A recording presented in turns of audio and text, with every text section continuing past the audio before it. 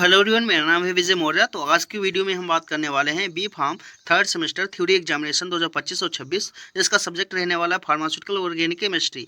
तो हम एकेटी यूनिवर्सिटी के अनुसार जो भी पीवाईक्यू पेपर कराए गए थे पिछले सत्रों में, तो उन्हीं को हम सॉल्व कर रहे थे। तो आज की वीडियो में हम 2025-26 सत्र का जो पीवाईक्यू पेपर था एकेटी यूनिवर्सिटी के अनुसार कराया गया था, उसी को सॉल्व करने वाले हैं। इसको सॉल्व करने के बाद आपको बहुत ही ये अच्छी हेल्प मिलने वाली है आपके आने वाले एग्जाम्स में, तो इसको एक बार जरूर देख लेना है। तो सबसे पहले बात करते हैं सेक्शन ए, फिर बाद में सेक्शन बी के बारे में बात करेंगे और सेक्शन सी के बारे में बात कर लेंगे इसी वीडियो में।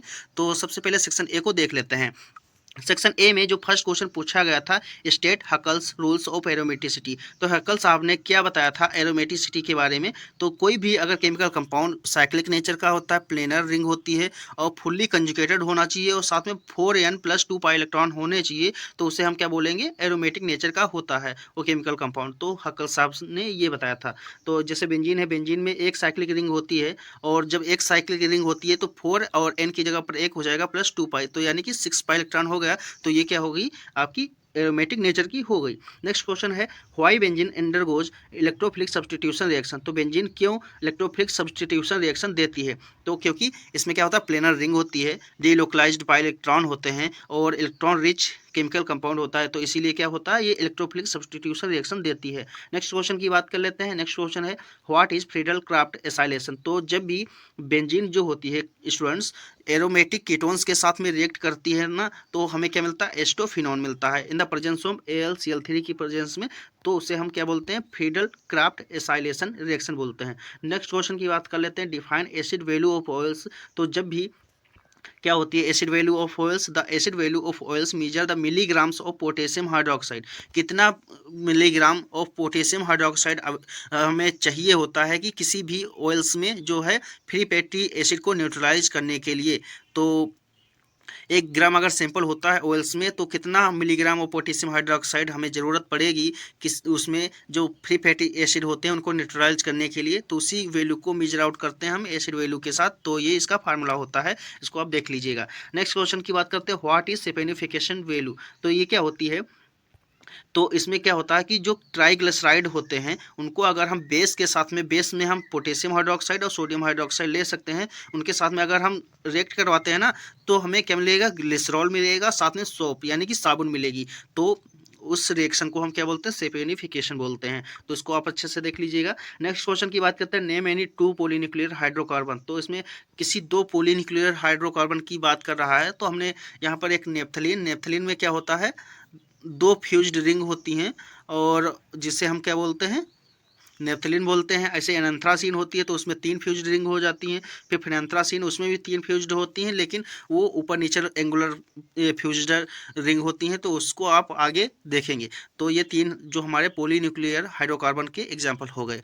तो बात करते हैं नेक्स्ट क्वेश्चन की what is buyers strength theory. तो बायर्स स्ट्रेंथ थ्योरी क्या थी, तो उसमें क्या बोला गया था कि जो स्टेबिलिटी ऑफ साइक्लोएल्केन है वो एक एंगल स्ट्रेन पर मतलब डिपेंड करते हैं। तो जो बॉन्ड एंगल होता है 109.5 डिग्री होता है, और जो स्मॉलर रिंग होती है साइक्लोप्रोपेन, और वो ईजिली हाईली स्ट्रेन हो जाती है, इसीलिए लेस स्टेबल होती है। और अगर जिससे हम बात करते हैं साइक्लोहेक्सेन या फिर साइक्लोपेंटेन की, तो वो क्या होती है, उसका एंगल जो होता है क्लोजर होता है 109 डिग्री, 109.5 डिग्री के। तो इसीलिए क्या होता है, वो मोर स्टेबल हो जाता है कंपेयर टू साइक्लोप्रोपेन के। तो इसी के बारे में बताया गया था। आप इसको डिफिनेशन देखेंगे, एक बार पढ़ेंगे ना, समझ में आ जाएगा। बात करते हैं नेक्स्ट क्वेश्चन की how do electron withdrawing group affect the acidity of carboxylic acid. तो जो इलेक्ट्रॉन विड्रॉइंग ग्रुप होते हैं वो कैसे अफेक्ट करते हैं एसिडिटी ऑफ कार्बोक्सिलिक एसिड की। तो क्लास जो इलेक्ट्रॉन विड्रॉइंग ग्रुप होते हैं ना, वो किसी केमिकल कंपाउंड के साथ में जुड़ करके उसकी एसिडिटी को बढ़ाते हैं। तो इसीलिए क्या होता है कि जैसे देखिए, अगर यहाँ पर आर्थो ग्रुप पर है तो क्या होगा, सबसे ज़्यादा एसिड नेचर का हो जाएगा कार्बोक्सिलिक एसिड। अगर पैरा ग्रुप पर है तो उससे कम होगा, फिर मेटा ग्रुप पर है तो उससे कम, और अगर सिंगल है उसमें कोई इलेक्ट्रॉन विड्रॉइंग ग्रुप नहीं है तो सबसे कम उसकी एसिडिटी होगी। तो यहाँ पर ये तीर जो लगा हुआ है वो दर्शाता है। नेक्स्ट क्वेश्चन की बात करते हैं name 1 qualitative test for phenols. तो किसी कोई एक क्वालिटेटिव टेस्ट फॉर फिनॉल्स के बारे में बताना है, लेकिन हमने यहाँ पर 4 बता दिया क्योंकि आपके एग्जाम में हेल्प करेगा। तो फेरिक क्लोराइड टेस्ट है जो वॉयलेट कलर देता है, ब्रोमीन वाटर टेस्ट होता है, व्हाइट प्रेसिपिटेट देता है, लिबरमेंस नाइट्रोस टेस्ट होता है, डीप ब्लू या फिर ग्रीन या फिर रेड कलर देता है, फेथेलिन डाई टेस्ट होता है जो पिंक कलर देता है। तो इसको आप अच्छे से देख लीजिएगा। फिर नेक्स्ट क्वेश्चन की बात करते हैं। Right one medicinal use of naphthalene. तो नेप्थलीन जो होती है ना, आपने देखा होगा, आपने कॉलेजों में या फिर लेब वगैरह जो होते हैं, नेप्थलीन बॉल वो जो होती है वॉशरूम वगैरह वहाँ पर पड़ी होती हैं। तो क्या करती हैं वो जो होती है यूरिया की से जो अमीनिया बनती है ना, उसकी बदबू वगैरह जो होती है ना, उसको दुर्गंध को कम करने के लिए यूज की जाती है। तो ट्रीटमेंट ऑफ फंगल इन्फेक्शन, जैसे फंगल इन्फेक्शन ना हो पाए, यूज एज इंसेक्टिसाइड। तो किस लिए यूज की जाती है? क्योंकि वो जो इंसेक्टिसाइड को किल कर देती हैं ये नेप्थलीन। और फिर कैंसर ट्रीटमेंट में भी नेप्थलीन का यूज किया जाता है। अब बात करते हैं सेक्शन बी। सेक्शन बी का जो फर्स्ट क्वेश्चन है क्लास, वो क्या है? Explain the structure of benzene.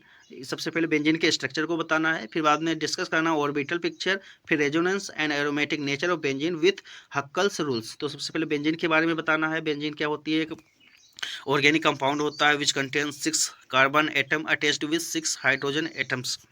ये डिफिनेशन लिखनी है। फिर बाद में मोलिकुलर फार्मूला C6H6 होता है। फिर स्ट्रक्चर के बारे में बताना होगा आपको। देन स्ट्रक्चर को बताने के बाद आपको molecular orbital structure of benzene के बारे में बताना होगा। तो मोलिकुलर ऑर्बिटल स्ट्रक्चर इस प्रकार से होता है कुछ, तो इसको आप अच्छे से देख लीजिएगा। देखिए यहाँ पर हमने दिखाया है, दर्शाया है कि यहाँ पर ये जो होते हैं सिग्मा बॉन्ड होता है, sigma bond, sigma bond, sigma bond, sigma bond, sigma bond. यहाँ पर भी sigma sigma sigma sigma sigma और सिग्मा। ऐसे ही जो यहाँ पर sp2 है ना, यहाँ पर पाई बॉन्ड होता है एक एक। तो उसको आप देख लीजिएगा, ऐसा ही स्ट्रक्चर बना के आना है एग्जाम में। और उसके बारे में थोड़ा बहुत लिखा है, आप उसको पढ़ लीजिएगा एक बार। फिर आप बात करते हैं रेजोनेंस स्ट्रक्चर। तो बेंजीन जो होती है 3 टाइप के रेजोनेंस स्ट्रक्चर देती है। सबसे फर्स्ट वाला जो है ये है। फिर बाद में यहाँ पर है कि देखिए यहाँ पर डबल बॉन्ड है, फिर अब यहाँ पर आ गया, फिर यहाँ पर डबल बॉन्ड है, अब यहाँ पर आएगा। तो इसीलिए कंटिन्यूसली डिलोकलाइज्ड हो गई, तो हम क्या बोल सकते हैं? एसी। जब कोई भी बेंजीन में पाई बॉन्ड होते हैं तो उसको हम ऐसे से कर सकते हैं ना, तो इसीलिए हमने यहाँ पर राउंड शेप का कर दिया। तो ये 3 स्ट्रक्चर होते हैं रेजोनेंस स्ट्रक्चर बेंजीन के। फिर बाद में द रोल ऑफ एरोमेटिसिटी।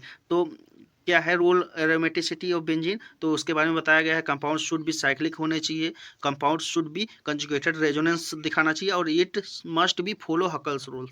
तो हकल्स रूल्स को हम अच्छे से देखेंगे यहाँ पर। हकल्स रूल्स क्या बोलता है उसके बारे में, तो हमने पहले भी पढ़ा था कि 4n+2 इलेक्ट्रॉन्स होने चाहिए, तो वो हक्कल्स रूल्स के नियम को फॉलो कर देंगे। तो ये जो होती है बेंजीन वो फॉलो करती है। नेक्स्ट क्वेश्चन की बात करते हैं। Explain nitration, sulphonation, halogenation reaction of benzene. और फिर बाद में add limitations of Friedel Crafts alkylation. तो सबसे पहले हम नाइट्रेशन के बारे में बात करेंगे। नाइट्रेशन में क्या होती है? जब बेंजीन रिएक्ट करती है नाइट्रिक एसिड के साथ में इन the presence of H2SO4, sorry, in the presence of H2SO4, तो हमें क्या मिलता है? ये नाइट्रोबेंजीन मिल जाती है। तो ये रिएक्शन होती है। देन बाद में हम बात करते हैं सल्फोनेशन ऑफ बेंजीन। सल्फोनेशन में क्या होती है? जब भी हम जो होती है इन द बेंजीन रिएक्ट करती है H2SO4 यानी कि sulphuric acid in the presence of concentrated H2SO4 यानी कि सल्फ्यूरिक एसिड के साथ में अगर रिएक्ट करवाते हैं तो हमें क्या मिलता है? बेंजीन सल्फोनिक एसिड मिलती है। तो इस रिएक्शन को हम सल्फोनेशन बोलते हैं। इसकी रिएक्शन वगैरह दी गई है।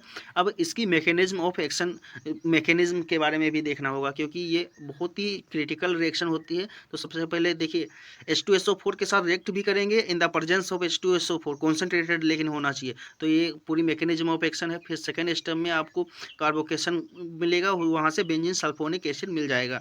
तो ये रिएक्शन है। फिर हेलोजिनेशन की बात करते हैं। हेलोजिनेशन में क्लोरीन, फ्लोरीन, ब्रोमीन, आयोडीन ये जो होते हैं ना, वो हेलोजन ग्रुप कंपाउंड होते हैं। तो सबसे पहले हम बात करेंगे क्लोरीनेशन की। तो ऐसे ही जैसे क्लोरीन है यहाँ पर, अगर हम I2 लिख लेंगे तो आइडोसन हो जाएगी, है ना, ऐसे ही। तो बात करते हैं जैसे बेंजीन को अगर हम क्लोरीन के साथ में रिएक्ट करवाते हैं इन द प्रेजेंस ऑफ FeCl3 की, तो हमें क्लोरोबेंजीन मिल जाएगी। जब क्लोरोबेंजीन मिल जाएगी तो वो रिएक्शन पूरी हो जाएगी, ये हेलोजिनेशन वाली। Next question, sorry, next step की बात करते हैं। तो फ्रीडल क्राफ्ट एल्काइलेशन। तो ये क्या होती है रिएक्शन? जब भी हम बेंजीन को अगर हम एल्काइल ग्रुप के साथ में रिएक्ट करवाते हैं तो क्या मिलती है हमें? Alkyl halide and alkyl benzene मिल जाती है इन द प्रेजेंस ऑफ AlCl3 की। तो ये रिएक्शन देखेंगे उससे समझ में आएगा अच्छे से। तो जब भी हम बेंजीन को अगर हम एल्किल हेलाइड के साथ यानी कि मिथाइल क्लोराइड के साथ अगर हम ट्रीट करवाते हैं इन द प्रेजेंस ऑफ AlCl3 तो हमें टोल्यूइन यानी कि जो है मिथाइल बेंजीन मिल जाएगी। नेक्स्ट क्वेश्चन नेक्स्ट स्टेप की बात करते हैं, limitations of Friedel Crafts alkylation. तो क्या करती है, पोली एल्काइलेशन, कैटलिस्ट इनहिबिशन और नो रिएक्शन विथ एनिलीन। तो ये जो होती हैं कुछ लिमिटेशंस होती हैं ये फ्रीडल क्राफ्ट एल्काइलेशन की, तो इनको देख लीजिएगा। नेक्स्ट क्वेश्चन की बात करते हैं, explain analytical constant of fats and oil, decrease the principle, describe the principle and significance of acid value, saponification value and iodine value. तो सबसे पहले analytical constant of fats and oil के बारे में बात करेंगे। तो उसमें क्या क्या होते हैं, एसिड वैल्यू होती है। तो एसिड वैल्यू की डेफिनेशन यहाँ पर हमने लिख दी है। तो it is use to measure the free fatty acid in the presence in fats and oils, and free fatty acid in fats and oil are harmful for human. तो हम किस लिए मेजर आउट करते हैं कि जो हम फैट्स एंड ऑयल को यूज़ करते हैं ना, उसमें जो फ्री फैटी एसिड होते हैं तो उनकी क्वांटिटी कितनी है उसको मेजर आउट करने के लिए हम पोटेशियम हाइड्रोक्साइड का यूज करते हैं। तो उन्हीं को हम एसिड वैल्यू के साथ डिटरमाइन कर पाते हैं, क्योंकि ये जो फ्री फैटी एसिड होते हैं ना क्लास, वो हमारी बॉडी के लिए हार्मफुल होते हैं। अगर हम उनका यूज करते हैं ना तो कोलेस्ट्रॉल वगैरह जो बढ़ता है वो इसी वजह से होता है। तो खाने योग्य हैं कि नहीं वो एसिड वैल्यू से हम डिटरमाइन कर सकते हैं। इसका प्रिंसिपल वगैरह है, ये फार्मूला है, उसको देख लीजिएगा। सिग्निफिकेंस के बारे में भी बताया गया है। ओके क्लास, जो नेक्स्ट है वो है सैपोनिफिकेशन नंबर। तो उसको कहाँ से हम मेजर आउट करते हैं कि इसमें जो होती है ट्राइग्लिसराइड्स को अगर हम किसी पोटेशियम हाइड्रोक्साइड या फिर सोडियम हाइड्रोक्साइड बेस के साथ में रिएक्ट करवाते हैं तो हमें क्या मिलती है, आपको सोप मिलेगी, साथ में आपको ग्लिसरॉल मिल जाएगी। तो उसी के बारे में लिखा है, it is the number of milligrams of potassium hydroxide required of saponify 1 gram of a fat and oils. It is the measure of average molecular weight of the fat acid present.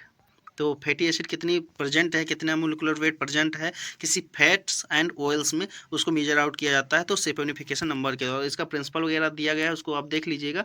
Then बाद में आपको क्या है, यहाँ पर एक formula भी है सैपोनिफिकेशन वैल्यू को डिटरमाइन करने के लिए। फिर सिग्निफिकेंस के बारे में बताया गया है। अब आयोडीन वैल्यू बताते हैं। तो ये सिंपल सी होती है एक प्रोसेस जिसमें हम क्या बोलते हैं, फैट को यानी कि अनसैचुरेटेड जो होते हैं कंडीशन, तो उसे हम फैट बोलते हैं। और उसको अगर हम आयोडीन के साथ में ट्रीट करवाते हैं तो सैचुरेटेड यानी कि सैचुरेटेड फॉर्म में आपको मिल जाता है। तो उसको डिटरमाइन करते हैं आयोडीन वैल्यू में। तो इसमें देखा जाता है कि डबल बॉन्ड कितने प्रेजेंट हैं। तो डेफिनेशन देखते हैं, उससे समझ में आएगा। It is the number of grams of iodine that would add to carbon double bond carbon present in 100 gram of the fat and oils. तो हम देखते हैं कि कितने डबल बॉन्ड प्रेजेंट हैं। तो मतलब अगर हम बात करें तो ये है फैट कितने मात्रा में प्रेजेंट है, उसको मेजर आउट किया जाता है आयोडीन वैल्यू से। तो उसका प्रिंसिपल वगैरह दिया गया है, उसको आप देख लीजिएगा और अपने बुक में नोट डाउन कर लीजिएगा कॉपी में। सिग्निफिकेंस भी बताया गया है उसको बारे में। अब बात करते हैं हम सेक्शन सी की। सेक्शन सी का जो फर्स्ट क्वेश्चन है, explain the effect of substituents on reactivity and orientation of monosubstituted benzene towards electrophilic substitution reaction। तो सबसे पहले effect of substituents on benzene के बारे में बताना होगा। तो जो बेंजीन होती है ना, उसके सब्सटीट्यूएंट्स का मतलब होता है जैसे NO2 हो गया, CH3 हो गया, ये जो सब्सटीट्यूएंट्स होते हैं वो। और जो इफेक्ट क्या होंगे कि जो बेंजीन पर जैसे यहाँ पर एक ग्रुप लग गया, यहाँ पर लग गया, आर्थो मेटा पैरा पोजीशन पर अगर लग गया तो वो क्या इफेक्ट देंगे उसके बारे में बताना है। तो सबसे पहले आपको डिफिनेशन लिखेंगे, एक बार समझ लीजिएगा। और हम केवल ओरली बता रहे हैं यहाँ पर।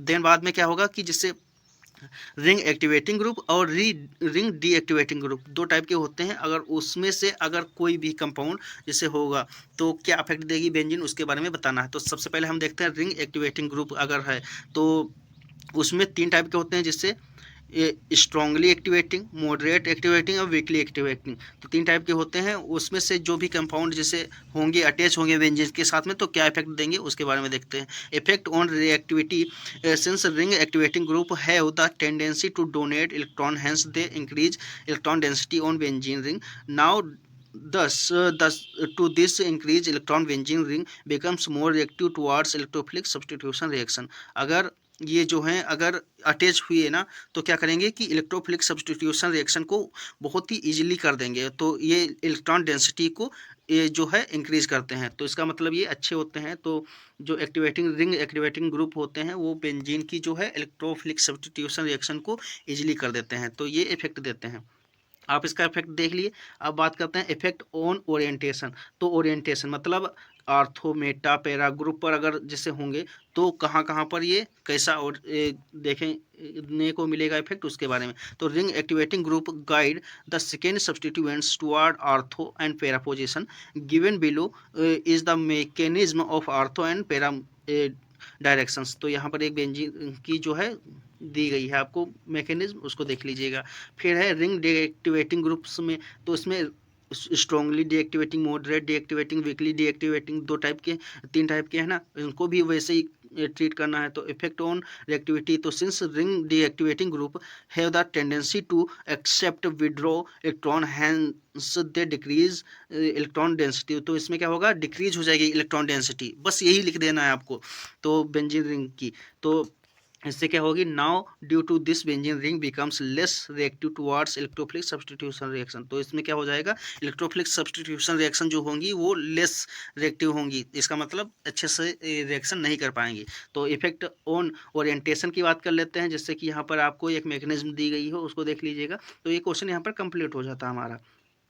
नेक्स्ट क्वेश्चन की बात करते हैं, explain acidity of phenols and effects of substituents on their acidity और add qualitative test of phenols. तो सबसे पहले फिनॉल्स की बात करेंगे। फिनॉल्स में क्या होता है, केवल OH ग्रुप लगा होता है बेंजीन पर, तो उसे हम फिनॉल्स बोलते रहते हैं। फिर बाद में करेंगे एसिडिटी ऑफ फिनॉल्स के बारे में। तो एसिड नेचर ऑफ फिनॉल कैसे होता है, तो देखिए हमने जो लुइस या फिर अदर जो भी हमने पढ़ी थी एसिड और बेस के बारे में जो डेफिनेशंस, उनको यहाँ पर लाना पड़ेगा। When any substance dissociated into hydrogen ion then it so acid character, हमने पढ़ा था ना। तो जब भी कोई जो सब्सटेंस होता है वो डिसोसिएट करता है हाइड्रोजन आयंस को, यानी कि हाइड्रोजन आयन को छोड़ता है, तो क्या होता है, वो एसिड नेचर का होता है। ये हमने डेफिनेशन पढ़ी थी बहुत पहले सेमेस्टर में, फर्स्ट सेमेस्टर में पढ़ी थी ना। तो फिनॉल्स जो होता है वो क्या करता है, हाइड्रोजन आयन देता है, तो वो एसिड नेचर का हो जाएगा। तो यहाँ से तो सिद्ध हो गया आपका एसिड नेचर का होता है फिनॉल। फिर बाद में so when phenol dissociated it break into two in which one in hydrogen ion, so phenol is acidic in nature. तो यहाँ से हमें पता चल गया। फिर बाद में हम जब देखिए ये जो है बेंजीन इसमें प्रेजेंट है, इसका मतलब अगर रेजोनेंस और एस कैरेक्टर दिखा रहा है तो ये भी एसिड नेचर का होगा। तो रेजोनेंस और एस कैरेक्टर को देखते हैं। रेजोनेंस स्ट्रक्चर भी दे रहा है phenol, so phenol has resonance so it is stable due to resonance, so it is acidic in nature. तो रेजोनेंस से भी हमें पता चल गया कि एसिडिक नेचर का होता है। फिर एस कैरेक्टर क्लास हम बता दें कि जितना ही एस कैरेक्टर यानी कि सिग्मा बॉन्ड होंगे वो उतना ही कंपाउंड जो होगा क्या होगा, एसिडिक नेचर का। तो phenol has 3 sigma bond, so it has sp2 hybridization in which percentage yes character is 33.33% है, तो which is acidic more than alcohol. तो एल्कोहल से भी ये एसिडिक नेचर का ज़्यादा होता है। तो इससे हमें पता चलता है कि ये जो फिनॉल होता है एसिडिक नेचर का होता है। अब बात करते हैं effects of substituents on acidity of phenols. तो फिनॉल्स में जो सब्स्टिट्यूएंट्स ऐड किए जाएंगे वो क्या एसिडिटी को अफेक्ट करेंगे उसके बारे में बताना है। तो जैसे इलेक्ट्रॉन डोनेटिंग ग्रुप, अगर इलेक्ट्रॉन डोनेटिंग ग्रुप को अगर हम ऐड करते हैं फिनॉल्स में तो क्या होगा, which has ability to donate electron, जैसे CH3 ClOH CH2EH5 इनको ऐड करते हैं। फिर बाद में electron accepting group which has ability to accept gain electron, तो CnNO2 NH2 को ऐड करते हैं, तो ये अफेक्ट करेंगे। फिर क्वालिटेटिव टेस्ट फॉर फिनॉल्स के बारे में बात करते हैं, जैसे लिटमस टेस्ट हो गया, लीवर मेंस टेस्ट हो गया, फेरिक क्लोराइड टेस्ट हो गया, ब्रोमीन वाटर टेस्ट हो गया, फैथैलिन डाई टेस्ट हो गया। तो इनको बारी बारी से हमने बता दिया, इसको आप अच्छे से देख लीजिएगा क्योंकि नहीं तो ये पूरा पेपर सॉल्व करने में बहुत ज़्यादा टाइम लग जाएगा ना। नेक्स्ट क्वेश्चन की बात करते हैं, explain basicity of aromatic amines and synthetic use of aryl diazonium salt. तो एरोमेटिक एमाइंस की बात करते हैं, जब भी किसी बेंजीन के ऊपर NH2 ग्रुप लगा होता है तो उससे हम क्या बोलते हैं, एमाइंस, एरोमेटिक एमाइंस। तो जो बेंजीन होती है वो एनिलीन, तो वो क्या होती है, एरोमेटिक एमाइंस जानी जाती है। अब बेसिसिटी ऑफ एमाइंस की बात करते हैं, तो आपने लुइस कॉन्सेप्ट पढ़ा था फर्स्ट सेमेस्टर में एसिड और बेस की डेफिनेशन में। तो क्या बोला था उन्होंने, those elements which accept lone pair, जो एक्सेप्ट करते हैं लोन पेयर को तो उसे हम बोलते हैं एसिड, एसिडिक नेचर का, और जो होते हैं डोनेट करते हैं लॉन्ग पेयर को उससे हम बोलते हैं बेस। तो ये क्या होते हैं, ये जो लॉन्ग पेयर हैं देखिए, ये जो है डोनेट कर रहे हैं, उनके पास ज़्यादा है ना तो वो डोनेट कर देंगे, तो क्या हो जाएगा, ये बेसिक नेचर का। So ammonia contain lone pair, so it is the basic in nature, तो इसीलिए ये बेसिक नेचर का हो जाएगा। तो यहाँ से डिफिनेशन हमें मिल जाती है। अब basicity of alkyl compound amines की बात करेंगे, और बेसिसिटी ऑफ एरोमेटिक कंपाउंड, दो टाइप के होते हैं ना, एल्काइल और एरोमेटिक, तो उनकी बात करेंगे। तो एल्काइल में क्या होता है कि जिससे फर्स्ट एमाइन होती, first degree, second degree, tertiary, तो सबसे ज़्यादा क्या होती है उसमें, टर्सरी की होनी चाहिए। बट क्या होती है, but there are exception that in 3 degree जो अमाइंस होते हैं ड्यू टू स्टेरिक हिंड्रेंस के कारण क्या होता है, वो लेस ये बेसिक नेचर के हो जाते हैं। तो सबसे ज़्यादा जो होती है, मतलब अगर हम एल्काइल कंपाउंड एमाइंस की बात करेंगे तो उसमें सबसे ज़्यादा जो बेसिक नेचर का होगा सेकेंडरी एमाइन होगी, फिर बाद में क्या होगी टर्सरी, फिर फर्स्ट एमाइन जो होंगी तो वो बेसिक नेचर की हो जाएंगी। अब बात करते हैं बेसिसिटी ऑफ एरोमेटिक एमाइंस में, तो उसमें क्या होगा, लोन पेयर होते हैं जिसकी वजह से जो अमीनिया होती है वो रेजोनेंस स्ट्रक्चर दिखाती है। तो वो जब रेजोनेंस स्ट्रक्चर दिखाएगी ना तो उसकी वजह से देखिए, हमने पिछली अभी क्वेश्चन में बात किया था, अगर कोई भी कंपाउंड रेजोनेंस और यस कैरेक्टर दिखाता है तो वो एसिडिक नेचर का हो जाएगा थोड़ा बहुत।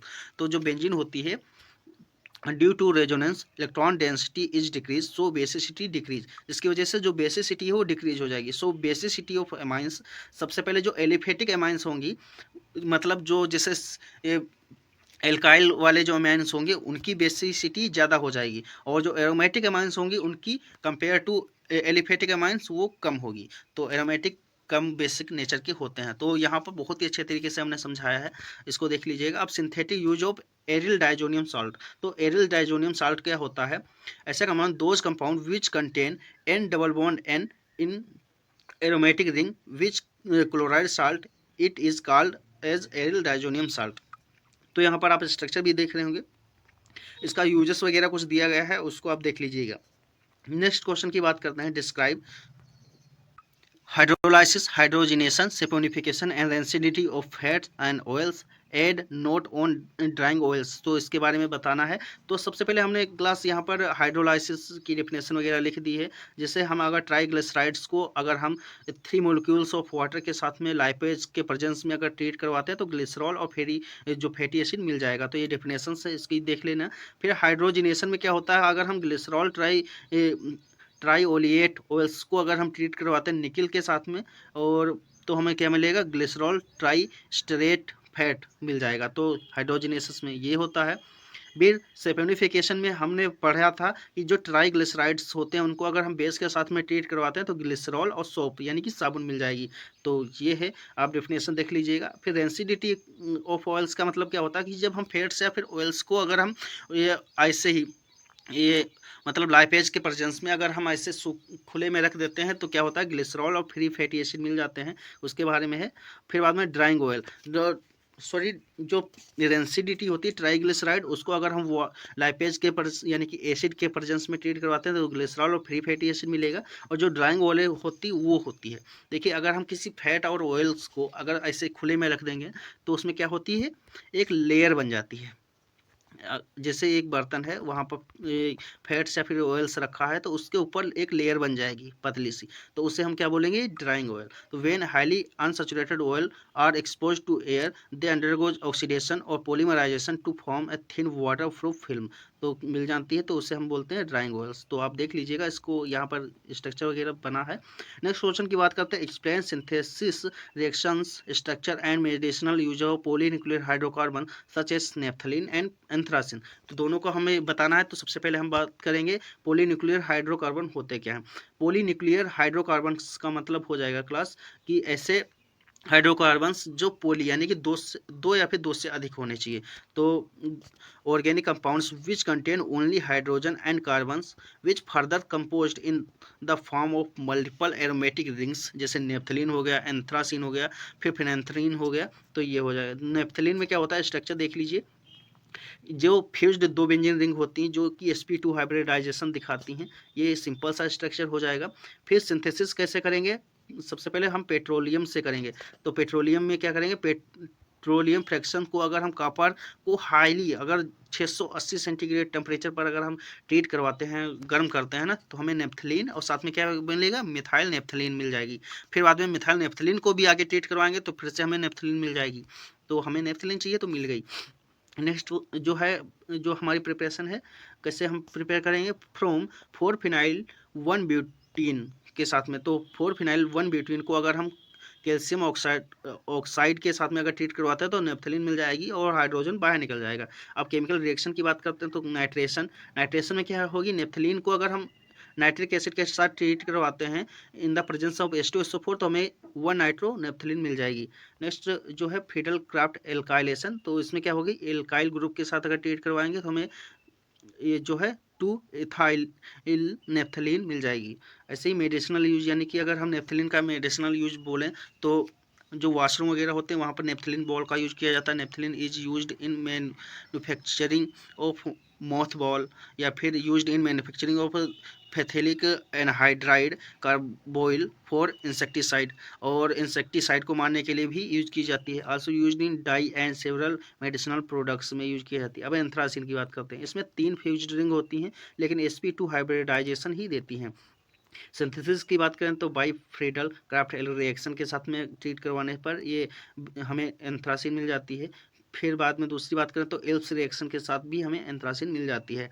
नेक्स्ट केमिकल रिएक्शन की बात करें तो नाइट्रेशन, सल्फोनेशन, ऑक्सीडेशन के द्वारा ये जो होती है रिएक्शन देती हैं केमिकल रिएक्शन। मेडिसिनल यूजेस की बात करें तो anthracene is used in the manufacturing of anthraquinone, used for preservative, used to prepare purgative drugs. तो जो कॉन्स्टिपेशन वगैरह ट्रीट करती है ना, तो उसमें भी हम इनका यूज करते हैं। नेक्स्ट क्वेश्चन की बात करते हैं, explain buyers strain theory, it's limitation and ससे मोहर्स थ्योरी ऑफ साइक्लोएल्केन्स। तो सबसे पहले बायर्स स्ट्रेन थ्योरी की बात कर लेते हैं। तो Adolf Baeyer's proposed in 1885 and he get Nobel prize for this theory. तो उसमें क्या होती है कि जो एंगल स्ट्रेन होती है उसमें देखा जाता है जो साइक्लो एल्केन जो होते हैं ना कितने स्टेबल हैं। तो एंगल स्ट्रेन की बात की जाती है और साथ में क्या होते हैं एंगल स्ट्रेन जब भी होते हैं 109 degree 28 minute and actual angle होता है, ठीक है। फिर इसका फार्मूला होगा, जिससे अगर हम किसी जो साइक्लिक ग्रुप होते हैं ना कंपाउंड, उनका अगर हम स्टेबिलिटी देखना है तो कैसे करेंगे, तो एंगल स्ट्रेन करेंगे उसका हाफ, फिर डिजायर्ड एंगल और एक्चुअल एंगल। तो डिजायर्ड एंगल तो हमको पता है 109 डिग्री 28 मिनट होता है और एक्चुअल एंगल हम निकाल लेंगे, क्योंकि जिसे एग्जाम्पल के तौर पर देखते हैं, जैसे साइक्लोप्रोपेन है, angle strain equal to half 109 degree 28 minute हो गया ना, और 60 का मतलब हो जाएगा अगर हम किसी भी ट्राइंगल को देखते हैं तो उसका टोटल होता है 180, और अगर 3 भागों में डिवाइड करेंगे तो कितना होगा 60 हो जाएगा ना, तो इसी का 60 कर लिए। अब इसको अगर हम घटाते हैं तो क्या हमें मिलेगा 49 डिग्री 28 मिनट, और उसका अगर हाफ करेंगे तो क्या मिलेगा 24 डिग्री 44 मिनट। तो ये क्या होता है कि 109 डिग्री 28 मिनट से तो बहुत ही ज़्यादा कम है ना, तो इसीलिए ये लेस स्टेबल हो गया। फिर साइक्लोब्यूटेन की बात करें वो 90 होता है। फिर 90 से क्या होगा, अगर हाफ करेंगे तो उसका 9 डिग्री 44 मिनट निकलेगा। According to Baeyer's strain theory stability of cyclo alkanes क्या होती है, साइक्लोप्रोपेन की सबसे कम होगी, फिर बाद में साइक्लोब्यूटेन की होगी, साइक्लो हेक्सेन की होगी, फिर साइक्लोपेंटेन की होगी, ये इन्होंने बताया। अब लिमिटेशंस क्या हैं उनके बारे में देख लीजिएगा। This theory only applies on the lower cycloalkane bars was not. देखिए ये बोल रहे हैं कि ये थ्योरी जो होती है अप्लाई की जाती है लोअर साइक्लोएल्केन, यानी कि साइक्लोप्रोपेन, ब्यूटेन, पेंटेन, हेक्सेन तक ही अप्लाई की जा सकती है, उसके ऊपर नहीं की जा सकती है, तो ये इसीलिए फेल हो जाती है। फिर बाद में उन्होंने बताया कि according two bars cyclopentane should be much stable then cyclohexane. इन्होंने बताया कि साइक्लोपेंटेन जो होती है साइक्लोहेक्सेन से बहुत ही ज़्यादा स्टेबल होती है, but practically it is reversed, cyclohexane is more stable then cyclopentane. ये तो हमें भी पता है लेकिन पहले ये पता नहीं था किसी को। फिर बाद में उन्होंने बोला कि so higher cyclo alkanes are not follow this rules, cyclohexane हो गया, साइक्लोपेप्टेन हो गया, एंड मोर स्टेबल होते हैं ना, they do not give ring opening ring easily like cyclopropane. तो यहाँ पर ये हमारा होता है कंप्लीट। नेक्स्ट जो टॉपिक है सेसे-मोहर्स थ्योरी, जिसमें हम थ्योरी ऑफ स्टेनलेस रिंग, इसमें हम चेयर्स फॉर्म और बोर्ड फॉर्म, दो फॉर्म जो होती हैं उनकी बात करेंगे। तो Sachse and Mohr's proposed this theory in 1918, और इसको एक्सप्लेन, इसमें आप थ्योरी देख लीजिएगा क्योंकि हम टाइम बहुत ज़्यादा हो जाएगा। फिर बाद में यहाँ पर है these stand as the carbon atom lie in different plane and the normal angle 109 degree 28 minute is retained. तो जो होती है इसमें जो चेयर फॉर्म होती है ये बहुत ज़्यादा स्टेबल होती है कंपेयर टू बोर्ड फॉर्म, इसमें बताया गया है। तो आप इसको अच्छे से देख लीजिएगा। यहाँ पर हमारा जो PYQ पेपर था 2025 का वो यहाँ पर कंप्लीट होता है। तो इस चैनल को सब्सक्राइब कर लीजिएगा। मिलते हैं नेक्स्ट वीडियो में।